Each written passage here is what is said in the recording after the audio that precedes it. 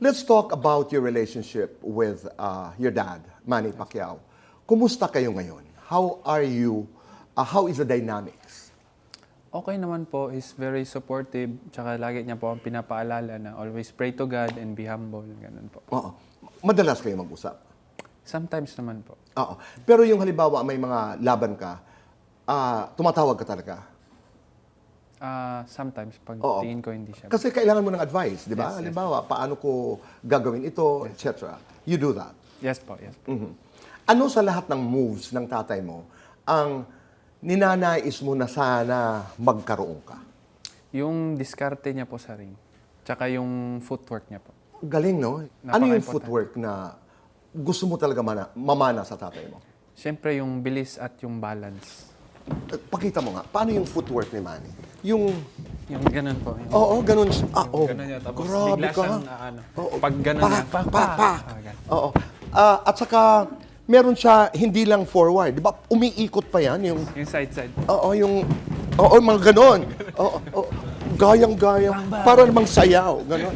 Oo, gumaganon. Oh, yung ganun. Bakit ganon?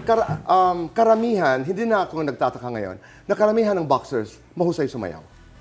Hindi totoo yun. Because of the, di ba? Sa footwork po dahil. Oo. Kung sasayaw ka, ano ang sayaw na tatak, Eman? Can we have music, please?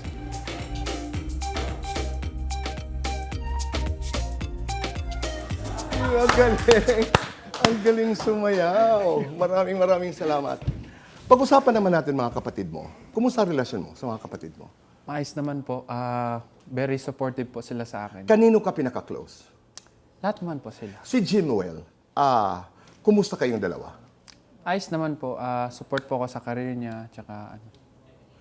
Do you have moments when you're able to talk to each other No, kasi busy siya sa Amerika. sa Amerika?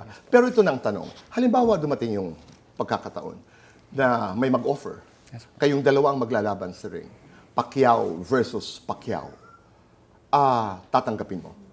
Unang-una hindi po. Kasi kapatid ko po siya. Tsaka wala naman pong kasiyahan na mangyayari doon kung matalo mo man o manalo ka sa kapatid mo. Siyempre, ayaw din yun ni Daddy. Ayaw ko rin masaktan si Daddy doon. Yeah, tsaka yun po. Galing. Naintindihan ko yun. Yes po. Ang hirap, di ba? Tsaka I really love you, kuya. Oh.